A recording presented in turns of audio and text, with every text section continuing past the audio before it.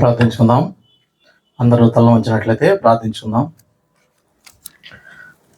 మమ్మల్ని మిక్కిలిగా ప్రేమించిన మా ప్రియ పరలోక తండ్రి, వందనాలు, స్తోత్రాలు ప్రభా. అయ్యా, ఎక్కడ ఇద్దరు ముగ్గురు నా పేడ కూడి ఉందరో అక్కడ ఉంటానని సెలవిచ్చింది తండ్రి. తండ్రి, మీ నామం పేరట కూడినప్పుడు ప్రభా అక్కడ మీరు ఉండి నైనా వాటినన్నిటినీ తండ్రి పరిశీలించే దేవుడు అయి ఉన్నందుకు ప్రభా నీకు వెళ్ళైన వందనాలు, స్తోత్రాలు తండ్రి. నీవు ఉన్నవాడు ప్రభా, అనువాడు ప్రభా.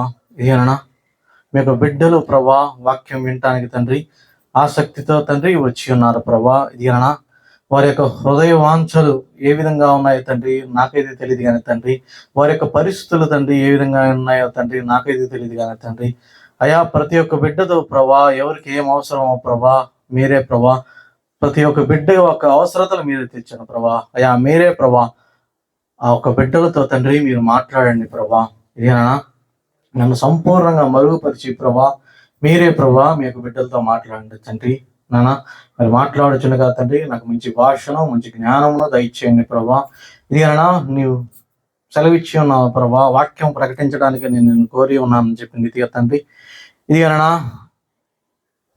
ఈ యొక్క పులిపీట మీద నించొని తండ్రి వాక్యం ప్రకటించండి కదా తండ్రి, మీరే సహాయం దయచండి. అయ్యా, నీ వాగ్దానం చేసి ఉన్నావు కదా ప్రభా, నీ యందు నా బలము చూపుటకును నా నామం భూలోకమంతటా ప్రచురింపబడుటకై అందు నిమిత్తమే నేను నిన్ను నియమించుతుని అని చెప్పావు ప్రభా. అయ్యా, నీ నోట నా మాట ఉంచి నా చేతి నీళ్ళలో నేను కప్పి ఉన్నా అని చెప్పింది ఇక ప్రభా. అయ్యా, వాగ్దానాలు ప్రభా ఈ యొక్క సందర్భంలో కూడా తండ్రి నెరవేర్చుదు లేకుండా వేడుకుంటూ సమస్త ఘనత మహిమ ప్రభావాలు మీరే ఆరోపించి వేడుకుంటూ నజరేయుడైన యేసుక్రీస్తు నామమున మిక్కిలి వినయంగా వేడుకుంటూ రాము తండ్రి, ఆమేన్.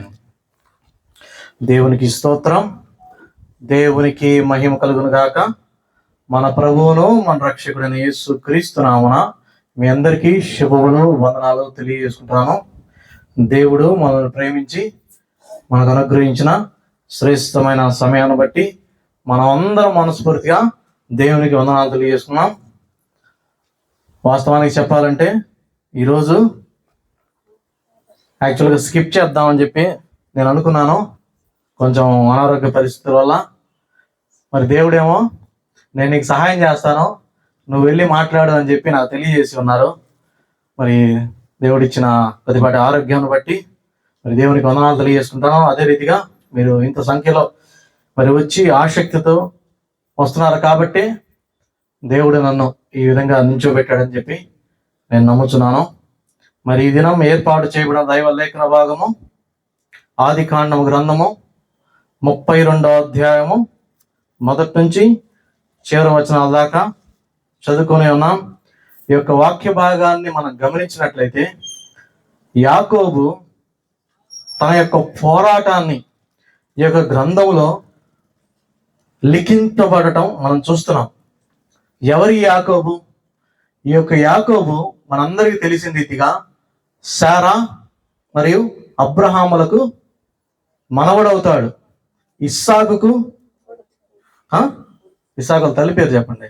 ఇస్సాకుకు రెబెకాకు జన్మించిన కవలలో రెండో వాడు. వారి యొక్క అన్న పేరేంటి? ఏశావు. ఈ యొక్క ఏశావు ఈ యొక్క యాకోబు తమ యొక్క తల్లి గర్భములో ఇద్దరు కలిసి పెరుగులాడుతూ ఉంటారు. ఇది గమనించిన రెబెకా, ప్రభువా నా యొక్క గర్భములో ఎందుకు ఈ ఇద్దరు పెనుగులాడుతున్నారని చెప్పి దేవుడైన యెహోవా సన్నిధి వద్దకు వెళ్ళి అడిగినప్పుడు దేవుడు ఆమెకు ఒక జవాబు దయచేస్తాడు. నీ యొక్క గర్భములో ఉంది కేవలం 2 శిశువులు కాదు, నీ యొక్క గర్భములో ఉంది 2 జనపదములు నీ యొక్క గర్భములో ఉన్నాయి. ఒక జనపదము మరి ఒక జనపదము కంటే బలిష్టముగా ఉంటుంది. పెద్దవాడు చిన్నవానికి దాసుడవుతాడని చెప్పి తెలియపరిచినప్పుడు తన యొక్క హృదయంలో ఆ ఒక్క సంగతిని జ్ఞాపకం చేసుకుంది. అయితే ఈ యొక్క పిల్లలిరువురు పెద్దవారైనప్పుడు యాకోబేమో తల్లితో గుడారములో నివసిస్తూ సాధువుగా జీవిస్తాడు. ఏశావేమో మంచి వేటాడుట యందు నేర్పరి అవుతాడు. మనకందరికి తెలిసిన రీతిగా ఈ యొక్క యాకోబు తన యొక్క సహోదరుని తన యొక్క తండ్రిని మోసము చేసి తన యొక్క జ్యేష్ఠత్వపు హక్కుని సంపాదించుకుంటాడు. దీనిని బట్టి ఏశావు, ఇదిగో నా యొక్క సహోదరుని ఎట్టి పరిస్థితులు నేను క్షమించను, ఆ వ్యక్తిని ఏ రీతిగా అయినా నేను సంహరిస్తాను అని చెప్పి తీర్మానం తీసుకుంటాడు అనమాట. ఇది అంతా గమనించిన, ఈ యొక్క సినారియో అంతా గమనించిన తన తల్లి అయిన రెబెక, ఇదిగో యాకోబు, నీవు ఇక్కడ ఉండటం మంచిది కాదు, నీవు నా సహోదరుడైనా లేకపోతే నీ మేనమావైనా లాబాను యొక్క గృహానికి వెళ్ళు, నీ అన్న యొక్క కోపము చల్లారేంత వరకు అక్కడ నీవు నివసించు అని తెలియజేసినప్పుడు యాకోబు ప్రయాణమై బయలుదేరతాడు. తన యొక్క తండ్రి పేరు ఇస్సాకు అని చెప్పుకున్నాం కదా. తన యొక్క తండ్రి ఇస్సాకును పిలిచి, ఎవరు అటే ఇటు తిరగద్దు, ఇంకా కరెంట్ పోయినా పర్లేదు, ఎలా ఉన్నా పర్లేదు, ఎంతవరకు చెప్పుకున్నాం? ఇస్సాకు తన యొక్క కుమారుని పిలిచి, ఇదిగో యాకోబు, నీవు కనాను సిరలో ఎవ్వరిని కూడా నువ్వు వివాహం చేసుకోవడానికి వీలు లేదు, నీ యొక్క మేనమామ కుమార్తెలలో ఒక స్త్రీని నువ్వు వివాహం చేసుకొని అక్కడే నువ్వు సెటిల్ అవ్వు అని చెప్పినప్పుడు ఈ యొక్క యాకోబు తన యొక్క ఇంటి గుమ్మం దాటి బయటికి వెళ్ళి కొంత దూరం ప్రయాణం చేసిన తర్వాత చీకటి పడిన తర్వాత తనకు నిద్ర వచ్చింది. ఒక తలకడ పెట్టుకొని పండుకున్నప్పుడు దేవుడైన యెహోవా యాకోబుని దర్శిస్తాడు. ఇదిగో నేను అబ్రహాము దేవుడను, ఇదిగో నేను ఇస్సాకు దేవుడను, ఇదిగో నీవు పండుకున్న యొక్క స్థలాన్ని నీకు నేను ఇస్తాను, ఇదిగో మరలా నువ్వు తిరిగి నీ యొక్క దేశానికి వస్తావు, నేను నీకు తోడై ఉన్నాను, నీవు వెళ్ళు ప్రతి స్థలమందు నేను నీకు తోడై ఉండి నిన్ను విడిపిస్తాను, నేను నీకు చెప్పినది నెరవేరే వరకు నేను నిన్ను విడువను అని చెప్పి దేవుడు వాగ్దానం చేసినప్పుడు ఆ యొక్క వాగ్దానాన్ని పట్టుకున్న యాకోబు తన యొక్క మేనమావైన లాబాను నివసిస్తున్న హారాను అనే యొక్క గ్రామానికి వెళ్ళి అక్కడ తన యొక్క 2 కుమార్తెలను వివాహం చేసుకుంటాడు. యాకోబుకి అక్కడిగా 11 మంది పిల్లలు జన్మిస్తారండి. అయితే లాబాను తన యొక్క అల్లుడిని జాగ్రత్తగానే చూసుకుంటాడు.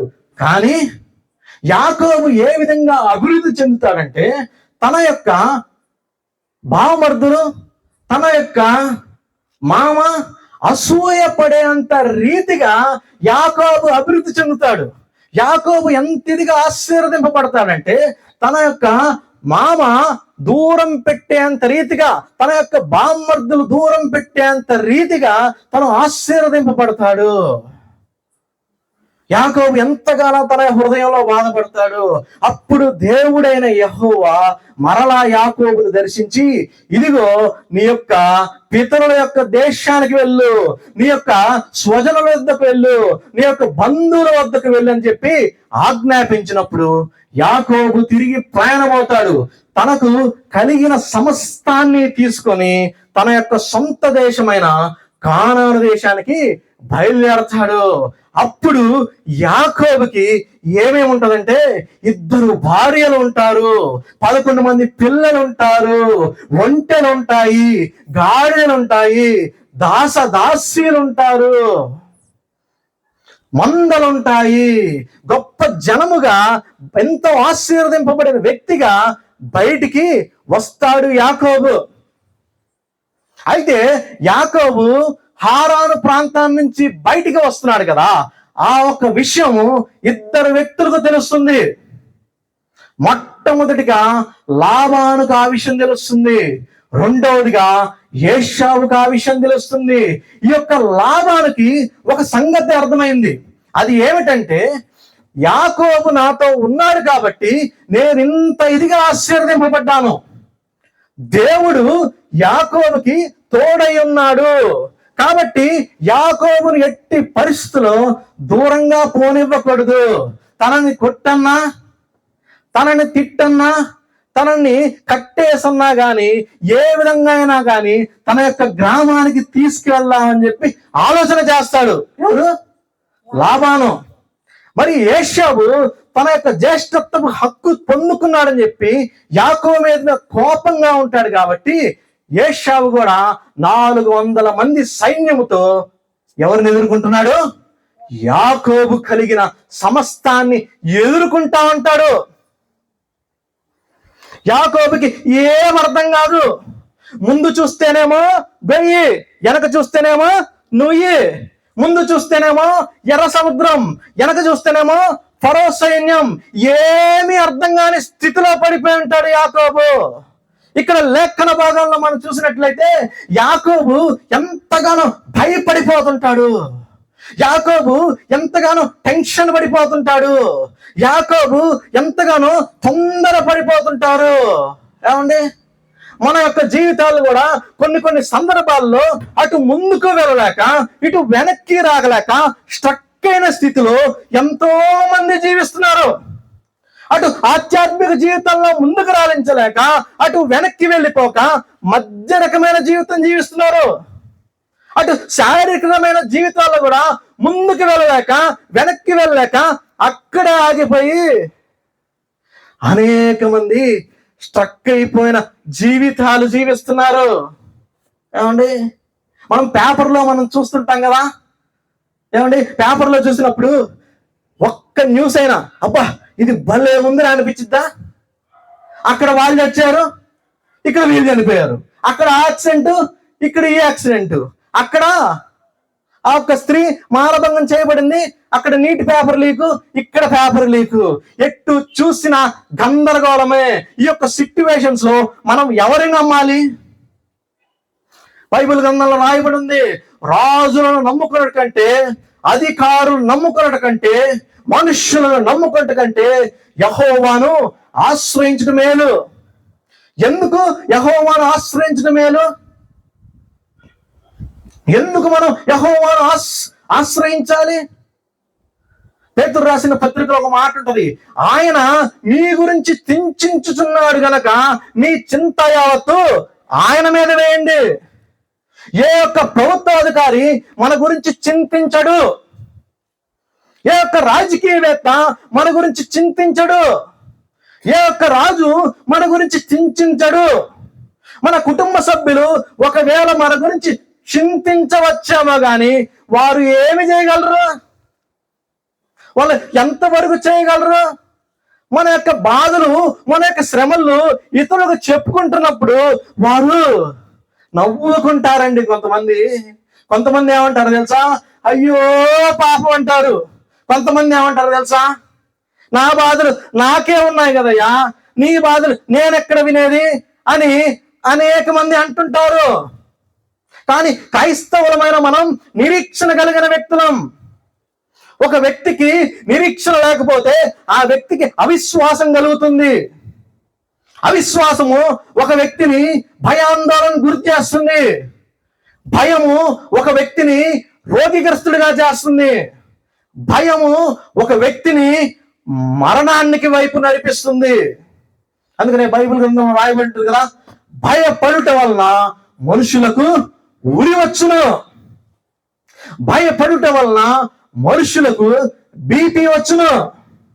భయపడుట వలన మనుషులకు హార్ట్ స్ట్రోక్ వచ్చును. భయపడుట వలన మనుషులకు బ్రెయిన్ స్ట్రోక్ వచ్చును. భయపడుట వలన మనుషులకు మరణం సంభవిస్తుంది, మరణం కలుగుతుంది. మీరు యూట్యూబ్ లో చూడండి, లేకపోతే గూగుల్ క్రోమ్ లో వెతకండి. ఏమండి, భయం వల్ల ప్రతి ఒక్క సమస్య, ఆరోగ్య సమస్య ఎదుగుతుంది. భయం వల్ల మనకి తలకాయ నొప్పి వస్తుంది. భయం వల్ల మనకి స్కిన్ ర్యాషెస్ వస్తాయి. భయం వల్ల మన యొక్క ఎముకలన్నీ కూడా పాడైపోతాయి. నలిగిన మనస్సు వల్ల ఎముకలు ఎండిపోజేయనని చెప్పి పరిశుద్ధ గ్రంథంలో రాయబడి ఉంది. ఇటు యొక్క సమయంలో మనం ఏమి చేయాలి? భయపడటం వల్ల మనుషులకు ఉరి వచ్చును. యెహోవా యందు నమ్మిక ఉంచేవాడు మాత్రం సురక్షితముగా ఉండును. ఏమండి, మనం దేవుని యందు నమ్మిక ఉంచినట్లయితే మనం సురక్షితంగా ఉంటాం. మనం దేవుడి యందు అవిశ్వాసంతో ఉన్నట్లయితే మనకి ఉరి వస్తుంది. దేవుణ్ణి నమ్ముకున్న వ్యక్తి is in a safe zone. దేవుణ్ణి నమ్ముకోని వ్యక్తి is in a danger zone. అందుకని యేసుక్రీస్తు ప్రభువువారు చెప్తారు, మీ హృదయములను కలవర పడనీయకుడి, దేవుని యందు విశ్వాసం ఉంచుడి. ఈ రోజుల్లో అనేక మంది యొక్క హృదయాలు కలవరపడిపోతున్నాయి. నేను కూడా నా యొక్క హృదయాన్ని నేను జాగ్రత్తగా పరిశీలించుకున్నప్పుడు కొన్ని సందర్భాలలో నా యొక్క హృదయం కూడా కలవరపడటం నేను గమనించాను, భయపడటం నేను గమనించాను. అయితే దేవుడు నాతో చెప్పిన మాట ఏమిటంటే, మానవుని యొక్క హృదయంలో కలవరాలు కలవటం అనేది కామన్. మానవుని యొక్క జీవితాల్లో భయాలు కలగటం అనేది కామన్. కానీ నీ యొక్క హృదయము విశ్వాసము ద్వారా ఆ యొక్క కలవరాలన్నిటినీ అణచివేయాలా. ఇర్మీయా గ్రంథం 17వ అధ్యాయంలో ఒక మాట ఉంటది కదా, యెహోవాను నమ్ముకుని వాడు ధన్యుడు, యెహోవా వానికి ఆశ్రయముగా ఉండును. చదవండి ఒకసారి. యెహోవాను నమ్ముకుని వాడు ధన్యుడు, యెహోవా వానికి ఆశ్రయముగా ఉండును. తన యొక్క హృదయము యెహోవా నుంచి తొలగించుకుని వాడు శాపగ్రస్తుడు. నరులకు ఆశ్రయము చేసుకొని తన యొక్క సామర్థ్యం మీద ఆశ్రయం చేసుకొని తన యొక్క హృదయము దేవుని నుంచి తొలగించుకుని వాడు శాపగ్రస్తుడు. ఏమండి, మన యొక్క భారాలు అనేకమై ఉండొచ్చు. ఇక్కడ యాకోబుకి అనేకమైన భారాలు ఉన్నాయి. ముందు చూస్తేనేమో ఏశావు, వెనక చూస్తేనేమో లాబాను. ఏమి చేయాలో అర్థం కావట్లేదు. బైబిల్ గ్రంథంలో ఏమని రాయబడిందంటే, నీ భారము యెహోవా మీద మోపుము, ఆయన నీ కార్యము నెరవేర్చును. నీతి మంతులను ఆయన ఎన్నడును కదలనీయడు. మన యొక్క భారాలంతా మన మీదే మనం మోసుకుంటా కూర్చోకూడదండి. మన యొక్క భారాలంతా దేవుని వైపు మోపాలా. ఒక రక్షింపబడిన వ్యక్తికి, రక్షణ లేని వ్యక్తికి తేడా ఏమిటంటే, తన యొక్క పాప భారం, రక్షింపబడని వ్యక్తి తన యొక్క పాప భారం మోస్తూనే ఉంటాడు. రక్షింపబడని వ్యక్తి తన యొక్క పాప భారం నుంచి విడుదల పొందుతాడు. ఈ రోజు దేవుడు మనల్ని అడుగుతున్న మాట ఏమిటంటే, మీకు కలిగిన భారాలు ఏమిటి? నిరుద్యోగ భారాలా, అప్పుల భారాలా, గర్భఫలం లేక భారాలా, కుటుంబ భారాలా, పాప భారాలా? కొంతమంది అనారోగ్య బాధలతో ఎంతో సతమతమైపోతుంటారు. కొంతమంది కుటుంబ ఆర్థిక పరిస్థితుల్లో ఎంతో మంది సతమతమైపోతున్నారు. అనేక మంది నిరుద్యోగులు, చదువుకునే వాళ్ళు వారి యొక్క భారాలకి ప్రెషర్ మొత్తం తట్టుకోలేక ఉరి పెట్టుకొని చనిపోయే స్థితిలో అనేక వ్యక్తులు ఉన్నారండి. ఏమండి, ఈ సందర్భంలో మన యొక్క భారాలు ఎవరి మీద మోపాలి? యెహోవా మీద మోపాలి. ఎందుకు యెహోవా మీద మోపాలా? ఎందుకంటే మన భారాలంతా యేసుక్రీస్తు ప్రభువు వారు ఆ శిలువలో మోసారు. లోక పాపమును మోసుకొని దేవుని గొర్రె పిల్లగా మన యొక్క పాప భారాన్నంతా మోసిన దేవుడు యేసుక్రీస్తు ప్రభువు వారు మాత్రమే. యెషయా గ్రంథం 53వ అధ్యాయంలో రాయబడి ఉంటది కదా, నిశ్చయముగా అతడు మన యొక్క వ్యసనమును భరించను, సమాధానార్థమైన శిక్ష ఆయన మీద మోపబడి ఉండెను. యెహోవా మనందరి దోషములు ఆయన మీద మోపెను. కాబట్టి మనం చేయాల్సిన పని ఏమిటంటే, మన యొక్క భారాలంతా తీసివేసి యేసుక్రీస్తు ప్రభువు వారి మీద మోపినప్పుడు యేసయ్య మనకు శాంతి సమాధానం దయచేస్తాడు. యేసుక్రీస్తు ప్రభువు వారు చెప్తారు కదా, ప్రయాసపడి భారం మోయిచున్న సమస్త జనులారా నా యొద్దకు రండి, నేను నీకు విశ్రాంతి కలుగు చేస్తున్నాను. ఈ రోజు మనకు సంభవించిన భారం ఏమిటి? కొంతమంది హృదయంలో ఎంత భారం పెట్టుకుంటారంటే, భర్తలు చేసే పనుల వల్ల, భర్తలు చేసే పనికి మారిన పనుల వల్ల భార్యల యొక్క హృదయంలో ఎంత భారం ఏర్పడుతుందో. పిల్లలు చేసే పని వల్ల తల్లిదండ్రులకి తమ యొక్క హృదయంలో ఎంత వేదన కలుగుతుందో. మనం వేదన కలిగించే వ్యక్తులుగా ఉన్నామా? మనం ఇతరులకి భారం కలిగించే వ్యక్తులుగా ఉన్నామా?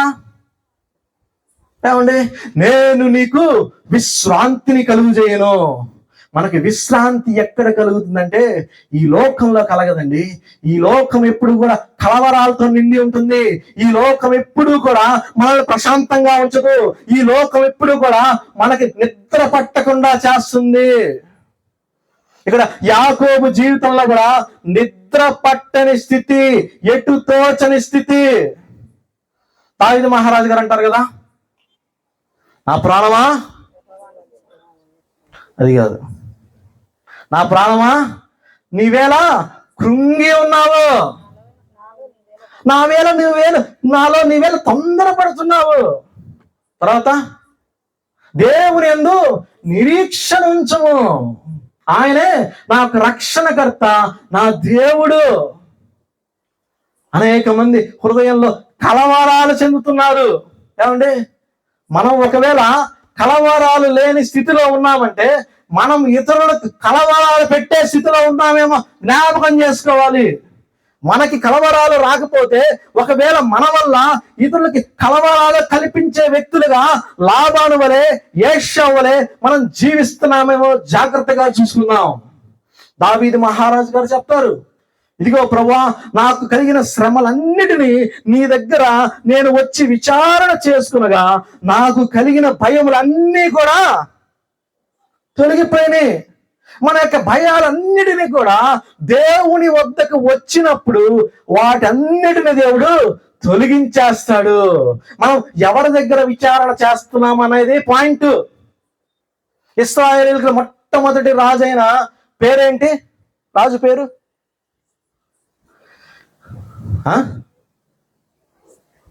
మీకు తెలుసు? సౌలు రాజు. సమూయేలు కనపట్ల, యెహోవా యొక్క వాక్ కనపట్ల. ఎవరి దగ్గరికి వెళ్ళాడు విచారం చేయడానికి? ఒక మంత్రస్థాని దగ్గరికి వెళ్ళాడండి విచారం చేయడానికి. ఇక్కడ యాకోబు ఎక్కడికి వెళ్ళాడు? దేవుని యొక్క సన్నిధి దగ్గరికి వెళ్ళి విచారణ చేయడానికి వెళ్ళి తనకున్న భయాలన్నిటిని తొలగించుకున్నాడు. ఏమండి, ముందుకెళ్తేనేమో ఏశావు, వెనకాలకి వెళ్తేనేమో లాబాను. బైబిల్ గ్రంథంలో ఒక మాట ఉంటుంది కదా, శ్రమ దినమున నీవు కృంగినలా నీవు చాతగాని వాడవగదు, చాతగాని దానవగదు. ఇక్కడ యాకోబు రెండు ఆప్షన్లు చేయొచ్చండి. ఒకటి, అన్నయ్య నన్ను క్షమించు, ఇదిగో నీ పాదాల మీద పడుతున్నాను, ఇదిగో ఈ యొక్క జ్యేష్ఠత్వ హక్కు నాకెందుకు? ప్రాణం పోయే స్థితిలో ఉన్నప్పుడు నువ్వు తీసుకొచ్చి నా మెడ మీద కత్తి పెడితే ఈ యొక్క జ్యేష్ఠత్వ హక్కు నేనేం చేసుకోను అన్నయ్య, ఈ జ్యేష్ఠత్వ హక్కు నువ్వే తీసుకో అని చెప్పనొచ్చు. ఇదిగో నాకు ప్రాణం పోతుంది, ఈ యొక్క జ్యేష్ఠత్వ హక్కు నువ్వే తీసుకో. ఎవరంటారు ఆ మాట? యాక్చువల్గా ఎవరంటారు? ఏశావు అంటాడు ఆ మాట. వాస్తవానికి ఒకనొక రోజు బాగా వేటాడి మంచి ఆకలి మీద ఇంటికి వచ్చినప్పుడు తినటానికి ఏమీ లేని సందర్భంలో యాకోబు మిక్స్డ్ వెజిటేబుల్ కర్రీ వండుతున్నప్పుడు తన యొక్క తమ్ముడి దగ్గరకు వచ్చి, తమ్ముడా నాకు ఆకలి వేస్తుంది, తినటానికి ఏమన్నా ఉందా అని అడిగినప్పుడు ఏమడుగుతాడు యాకోబు? నేను నీకు తినటానికి ఆహారం ఇస్తాను, కానీ నాకేం కావాలి? జ్యేష్ఠత్వపు హక్కు ఇవ్వాలా? అరే, నా ప్రాణం పోయే సమయంలో ఏసేమంటాడు కదా, నా ప్రాణం పోయే సమయంలో ఈ యొక్క జ్యేష్ఠత్వపు నాకెందుకు, నువ్వే తీసుకో. ఇక్కడ రివర్స్, యాకోబు కూడా అంతే. నా ప్రాణం పోయే పరిస్థితుల్లో ఉన్నప్పుడు ఈ యొక్క జ్యేష్ఠత్వ హక్కు నాకెందుకు, నువ్వే తీసుకో అని చెప్పి చెప్పచ్చు. అదే రీతిగా వెనక్కి కూడా వెళ్ళొచ్చు లాబాను దగ్గరికి. మామయ్య నీ దగ్గర కూలి వాని దగ్గర బాగా పనిచేశాను, ఇప్పుడేమో ముందుకు వెళ్తుంటే అన్నయ్య ఎదురవుతున్నాడు, వెనకాల చూస్తేనేమో నువ్వు జరుపుకుంటున్నావు, నాకేం అర్థం కావట్లేదు మామయ్య, ఏదో పిల్లనిచ్చిన మామూలు కాబట్టి చేతులు జోడించి అడుగుతున్నాను, నన్ను క్షమించు మామయ్య, నీ దగ్గర కూలివాడి దగ్గర బతికేస్తాను అంటాడండి. అనొచ్చు. కానీ యాకోబు ఏం చేశాడు? ఆ 2 ఆప్షన్లు కాదు. ప్రభు యొక్క పాదాలు పట్టుకున్నాడు యాకోబు. ఏశావు పాదాలు పట్టుకోలేదు, లాబాను పాదాలు పట్టుకోలేదు, ప్రభు యొక్క పాదాలు పట్టుకున్నాడు యాకోబు. మనము కూడా అపవాది యొక్క పాదాలు పట్టుకోకూడదు, లోకం యొక్క పాదాలు పట్టుకోకూడదు, మన యొక్క శరీరానుసారంగా నడుచుకోకూడదు, ప్రభు యొక్క పాదాలు పట్టుకోవాలా. ఇక్కడ యాకోబు హిస్టరీ క్రియేట్ చేశాడు. చెప్పాలంటే యాకోబు ఒక దైవిక జనాంగాన్ని క్రియేట్ చేశాడు.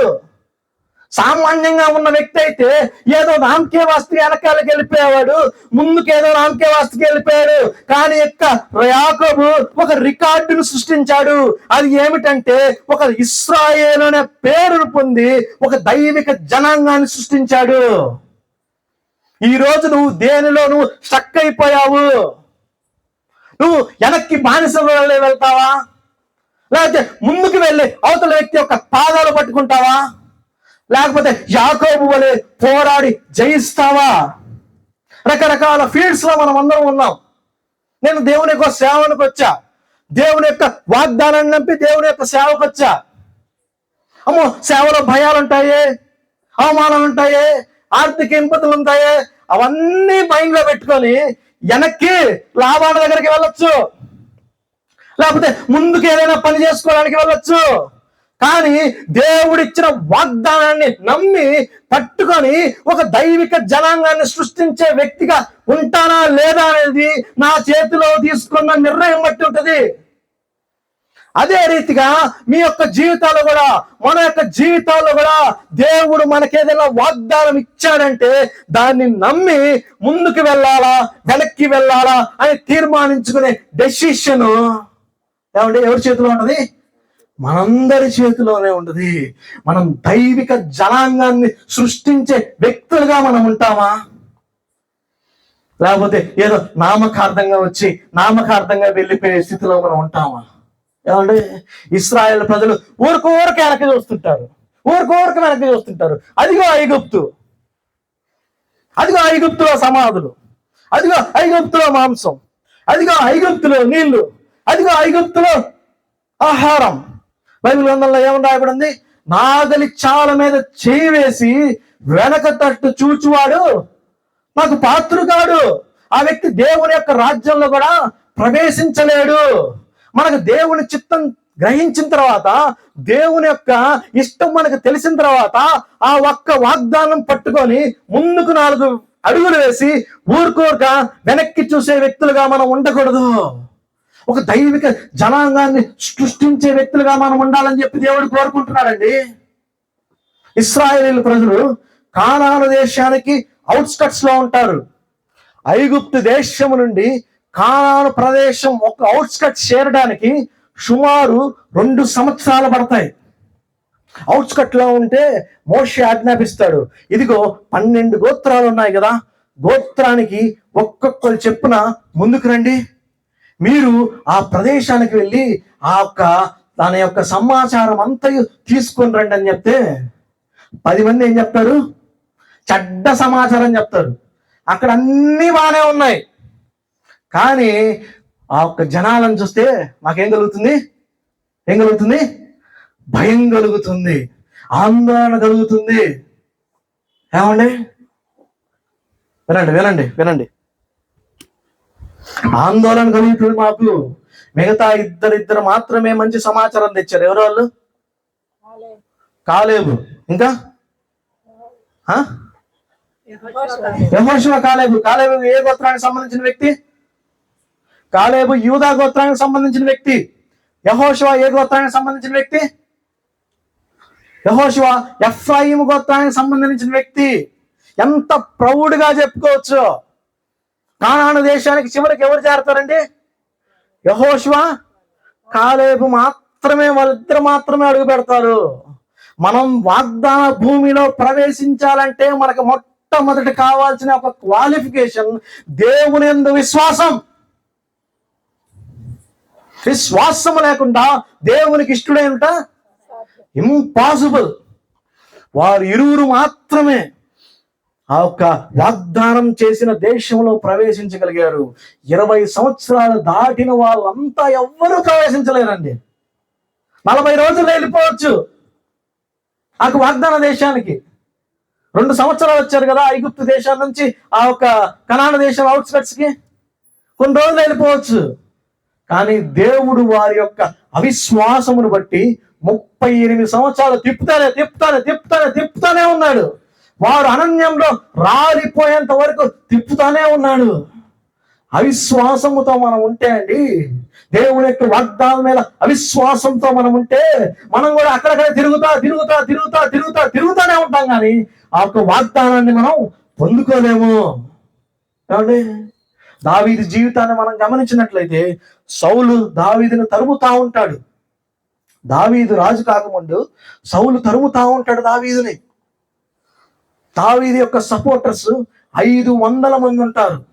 వాళ్ళందరూ సౌలు తరుముతున్నాడని చెప్పి సిగ్లగులో ఉన్న వారి యొక్క ఫ్యామిలీలందరినీ విడిచిపెట్టి రోజుకొక ప్లేస్ లో ఉంటున్నారన్నమాట. అటు వెళ్తున్నారు, ఇటు వెళ్తున్నారు. ఎందుకంటే సౌలు రాజుకు దొరకకూడదు కదా.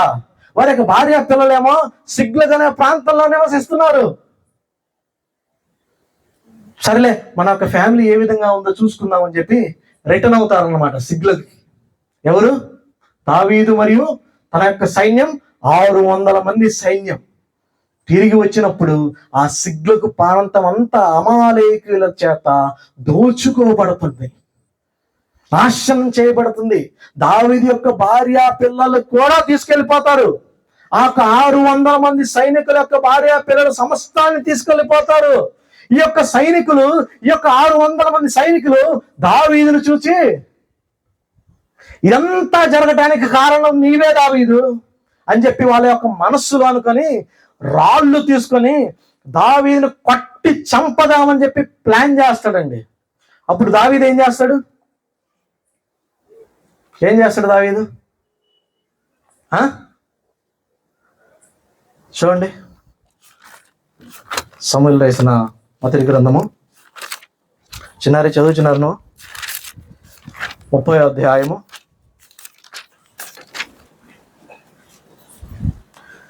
30 నుంచి 6 వచనాలు చదవండి. చదువుచున్నారి.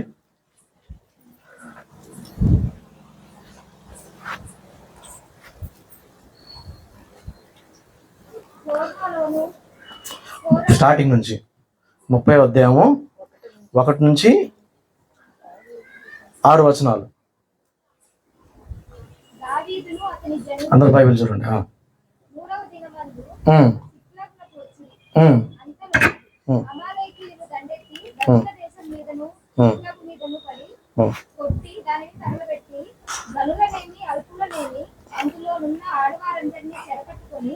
చంపక వారిని తీసుకొని వెళ్ళిపోయి దావీదును అతని జనులను పట్టణంలోకి వచ్చి అది కాల్చబడి ఉండుటయు తమ భార్యలను కుమారులను కుమార్తెలను చెరలోనికి కొనుక్కోబట్టే ఉండుట చూచి ఇక ఏడ్చుటకు శక్తి లేక పోవునంత బిగ్గరగా ఏడ్చింది.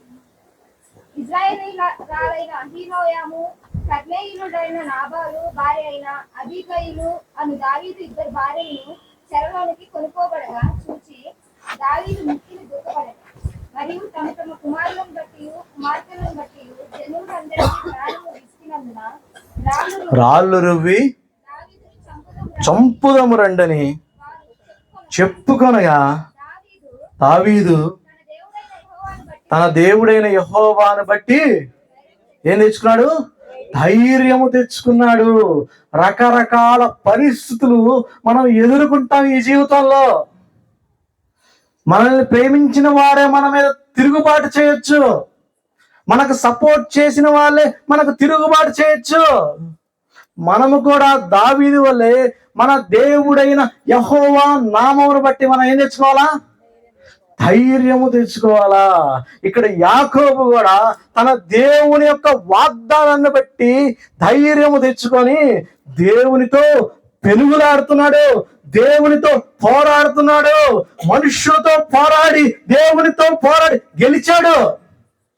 మనము కూడా మన యొక్క జీవితాల్లో కూడా మనుషులతో మనం పోరాడాలా. మనం కాంపిటేటివ్ ఎగ్జామ్స్ ప్రిపేర్ అవుతున్నామంటే మనుషులతో పోరాడుతున్నాం. మన యొక్క సాఫ్ట్వేర్ ఇంజనీర్ ఎగ్జామ్కి మనం అప్లై చేసామంటే మనుషులతో మనం పోరాడుతున్నాం. మనం జీవనం కోసం ప్రతిరోజు ఏదో ఒక రీతిగా మనం పోరాడుతూనే ఉంటాము. మనం పోరాడటం శరీరంతో కాదు కానీ ఆ తర్వాత ఎఫ్సీల గత్తి పత్రిక 6వ అధ్యాయంలో రాయబడుతుంది కదా, మనం పోరాడున్నది శరీరంతో కాదు కానీ అపవాదితోనూ వారి యొక్క అనుచరులతోనూ ప్రస్తుత అంధకార సంబంధులకు లోకనాథులతోనూ మనం పోరాడుతున్నాము. ఇక్కడ యాకోబు కూడా ఒక్కడే పోరాడుతున్నాడు పాపం. ఇక్కడ దావీదికి ఎవరైనా ఉన్నారా? ఇందాక చదివిన భాగంలో దావీదికి తల్లిదండ్రులు లేరు, పాపం పిల్లలు లేరు, స్నేహితులు లేరు, సపోర్ట్ చేసేవాళ్ళు ఎవ్వరు లేదు దేవునికి, దావీదికి. దావీదు ఒక్కడే పాపం నిలబడిపోయాడండి. ఈరోజు ఫాదర్స్ డే కదా, కొంతమంది తల్లిదండ్రులు అయితేనేమి వారు చనిపోయి ఉండవచ్చు, కొంతమంది బ్రతికి ఉండవచ్చు. దేవుడు ఈ యొక్క ఫాదర్స్ డే అప్పుడు మనకి వాగ్దానం ఏం చేస్తాడంటే, పర్వతాలు తొలగిపోయినను మెట్టలు తత్తుర్లను నా కృప నిన్ను విడిచిపోదు. ఒక తండ్రి కుటుంబానికి పర్వతం లాంటి వాడు, ఒక తండ్రి కుటుంబానికి మెట్ట వంటి వాడు. మెట్ట అంటే కొండ వంటి వాడు. ఒక తండ్రి కుటుంబానికి కాపరి వంటి వాడు. ఆ వ్యక్తి ఉన్నా లేకపోయినా సరే, ప్రియ బిడ్డ, నా కృప మాత్రం ఎన్నటికీ నీకు విడిచిపోదు. కొండల తట్టు నాకెక్కడ సహాయం దొరుకును? కొండల తట్టు నా కన్ను ఎత్తి ఉన్నాను, నాకెక్కడ సహాయం దొరుకుతుంది? దేవుని యొద్దనే మనకి సహాయం దొరుకుతుంది కదండి. అందుకనే నేను కూడా తీర్మానం తీసుకున్నా, అసలు మనుషుల్ని ఎవరు నమ్మను. నేను దాదాపుగా నా దేవుని తప్పితే నేను ఏ మనుషుని నమ్ముకోను. మనుషుల యొక్క సహాయం వ్యర్థం అని చెప్పి పరిశుద్ధ గ్రంథంలో రాయబడి ఉంది. మనుషులు ఎలాంటి వారో పరిశుద్ధ గ్రంథంలో బైబిల్లో ఏమని రాయబడిందంటే, వారు ఇంతలోనే కనపడి అంతలోనే మాయమైపోయే ఆవిరి వంటి వారు. చైతన్య నువ్వు కానీ, చైతన్య నువ్వు కానీ, చైతన్య నేను ఉన్నానుగా చైతన్య నీకు ఏర్రా అని చెప్పి వెనక్కి చూస్తే ఇంతలోనే ఆవిరైపోయిన జీవితాలు. మనుషులు మనకు మేలు చేయాలని చెప్పి ఆలోచించిన, మన యొక్క తల్లిదండ్రులు మేలు చేయాలని చెప్పి ఆలోచించినా కానీ వారు కూడా మనతో ఉండేది కొద్ది కాలమే. ఇంతలోనే కనబడి అంతలోనే మాయమైపోయి తల్లిదండ్రులు, మన తల్లిదండ్రులు. కానీ మనకి దేవుడు ఎంత మంచి తండ్రినిచ్చాడు తెలుసా? పరలోకమందున్న మా తండ్రి అంటాడండి. అందుకనే బైబిల్ గ్రంథంలో దావీదు అంటాడు, ఇశ్రాయేలును కాపాడువాడు కునుకడు నిద్రపోడు. మన యొక్క తల్లిదండ్రులు కునుక పెడతారు, అనారోగ్య పరిస్థితులకు వెళ్ళిపోతారు, లేకపోతే నిద్రపోతారు. నిద్రపోవటం అంటే మరణిస్తారు. కానీ మనల్ని కాపాడే పరలోకముందన్న మన యొక్క తండ్రి సజీవుడు, ఆయన కునుకడు, నిద్రపోడు. ప్రతి ఒక్క తల్లిదండ్రులు ఈ భూలోకంలో ఉన్నప్పుడు మరణించడమే, ఏ మనిషి అయినా కానీ దేవునికి మరణం ఉండదు. ఆయన సజీవుడు, మనకి సహాయం చేయాలని చెప్పి ఆశ కలిగిన దేవుడు. నాకు కృప నిన్ను విడిచిపోదు అని ఒక వాగ్దానం చేస్తున్నానండి. ఏమండి, నేను ఈరోజు ఎప్పుడు వాక్యం చెప్పినా చాలా వాగ్దానాలు వస్తున్నాయి. మీరు గమనిస్తున్నారో లేదు? మీరు గమనిస్తున్నారు లేదు? నేను చెప్పేది మొత్తం వాక్యమే. మరి వాగ్దానాలు అంతా నోట్ చేసుకుంటే పోయేది కదా. చూడండి, యెషయా గ్రంథం 41వ అధ్యాయం తీయండి. 41:10 చదవండి.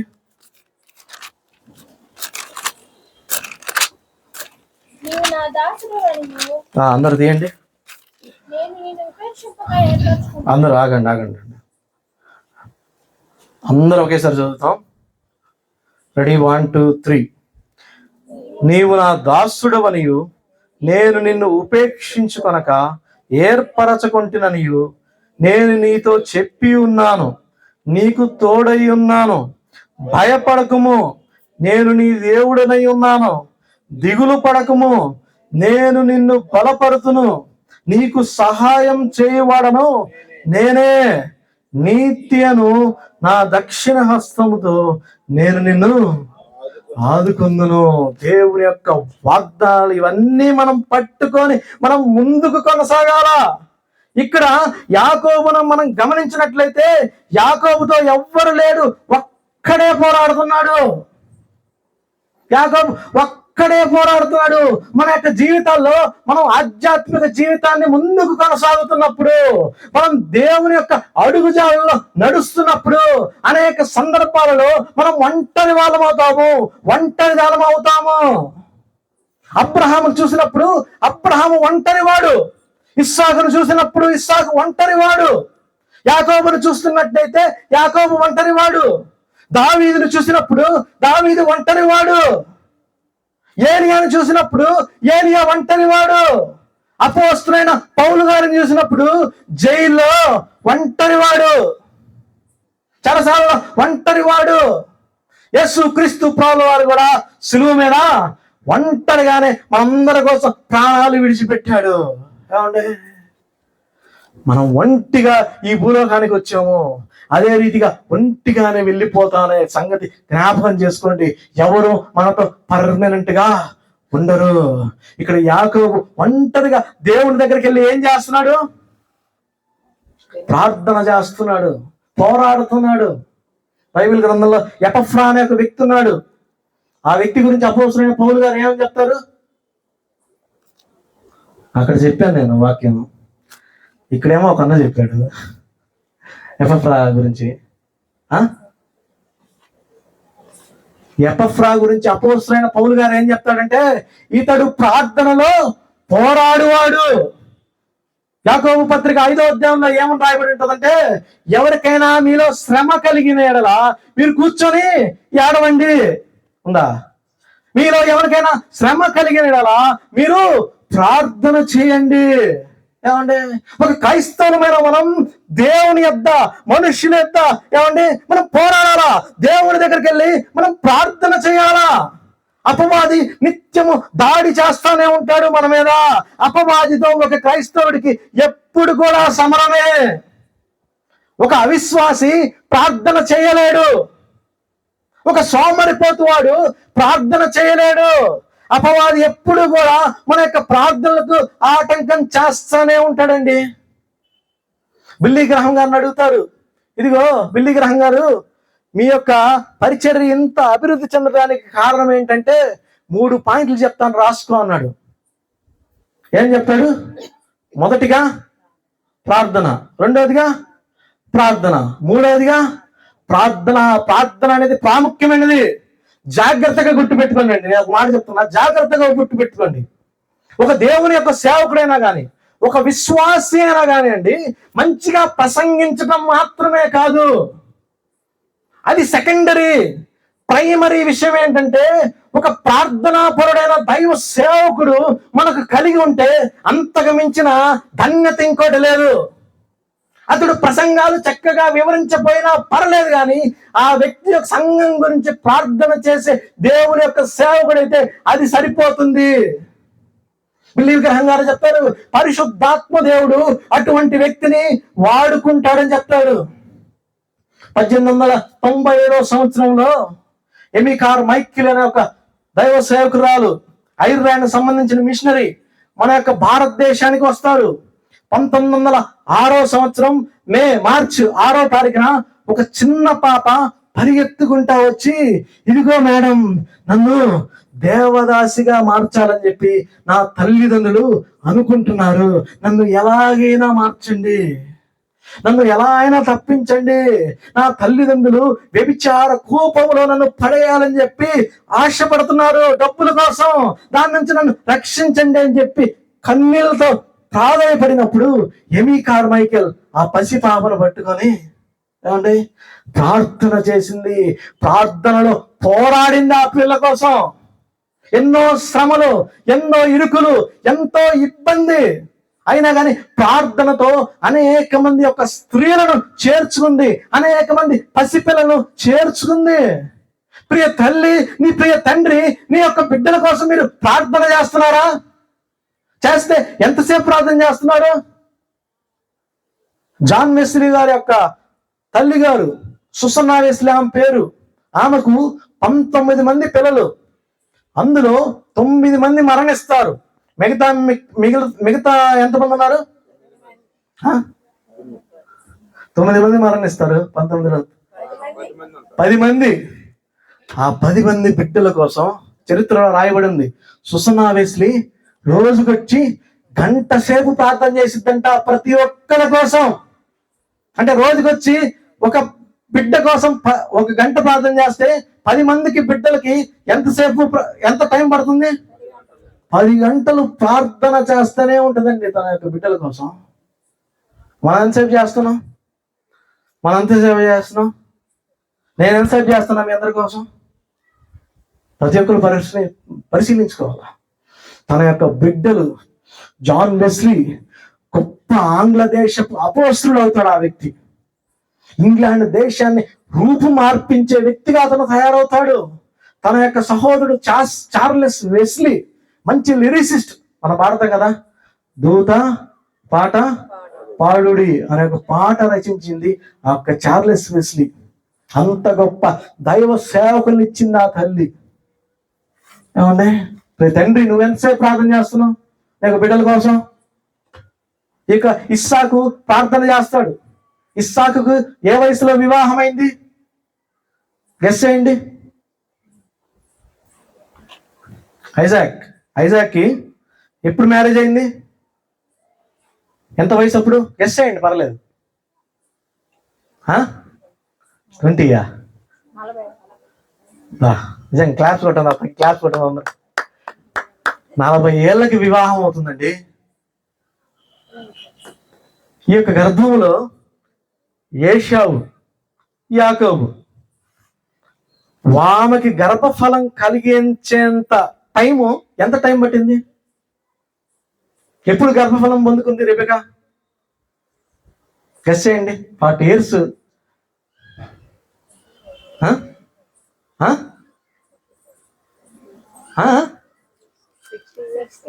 60 years. క్లాప్స్ పెట్టండి సుష్మాకి. ఏమండి ఎందుకు గర్భఫలం కలిగింది? తన యొక్క భర్త ప్రార్థన దేవుడైన యెహోవా ఆలకించాడని చెప్పి పరిశుద్ధ గ్రంథమైన బైబిల్లో రాయబడి ఉంది. ప్రియ భర్తలారా, ప్రియ తండ్రులారా, మీ యొక్క బిడ్డల భవిష్యత్తు కోసం, మీ పిల్లల కోసం ఎంతసేపు మీరు ప్రార్థన చేస్తున్నారు? ఏమాత్రం ప్రార్థన చేయకపోతే అపవాది ఆ యొక్క పిల్లల్ని ఎత్తుకుపోతాడండి. ప్రార్థన యొక్క ప్రాముఖ్యతను గుర్తించుకోండి.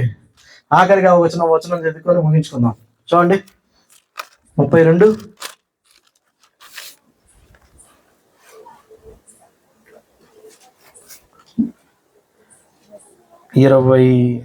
వచనం. ఆయన తెల్లవారుచున్నది కనుక నన్ను పోనిమ్మనగా అతడు నన్ను ఆశీర్వదించితేనే గాని పోనీయనను. ఓకే, నీవు నన్ను ఆశీర్వదించితే గాని నేను నిన్ను పోనీయను. అసలు ఆశీర్వాదం అంటే ఏంది? జాన్మరం లేడు కాబట్టి ఇబ్బంది లేదు. చెప్పండి, అసలు ఆశీర్వాదం అంటే ఏంది? ఏంటండి సైలెంట్గా ఉన్నారు? ఆశీర్వాదం అంటే ఏంటి అసలు? డెవలప్మెంట్. ఎందులో? అన్నిటిలో వాస్తవమే. కానీ ప్రాముఖ్యంగా ఆశీర్వాదం అంటే ఏమిటంటే దేవుణ్ణి కలిగి ఉండటమే నిజమైన ఆశీర్వాదం అండి. మన కుటుంబం అంతా రక్షణ పొందటమే నిజమైన ఆశీర్వాదం అండి. మన పిల్లలంతా దేవుని యందు భయభక్తులు కలిగి ఉండటం నిజమైన ఆశీర్వాదం అండి. దేవుని యొక్క సమాధానం మనం కలిగి ఉండటమే నిజమైన ఆశీర్వాదం. దేవునితో సహవాసం కలిగి ఉండటమే నిజమైన ఆశీర్వాదం. ఈరోజు అడుగుతున్న ప్రశ్న, ఎంతమందికి మనలో దేవునితో సహవాసం ఉంది? దేవుడు మన యొక్క ప్రార్థన వింటున్నాడా? దేవుడు మనతో తిరిగి మాట్లాడుతున్నాడా? ఏముందండి మనకు దేవునితో సహవాసం? మనకు సంతృప్తి ఉందా? సంతృప్తి సహితమైన భక్తి గొప్ప లాభ సాధకం. సంతృప్తి కలిగి జీవించడమే నిజమైన ఆశీర్వాదం. చాలా మంది ఏమంటారంటే, దేవుడు నాకు ఈ యొక్క ఉద్యోగం ఇచ్చాడు, దేవుడు నాకు ఈ కారు ఇచ్చాడు, ఇదే ఆశీర్వాదం, దేవుడు నన్ను ఎంతో ఆశీర్వదించాడు అంటారండి. అబ్రహామును పిలిచినప్పుడు గుర్తుపెట్టుకోండి, అబ్రహాం పిలిచినప్పుడు అసలు అబ్రహాం ధనవంతుడు.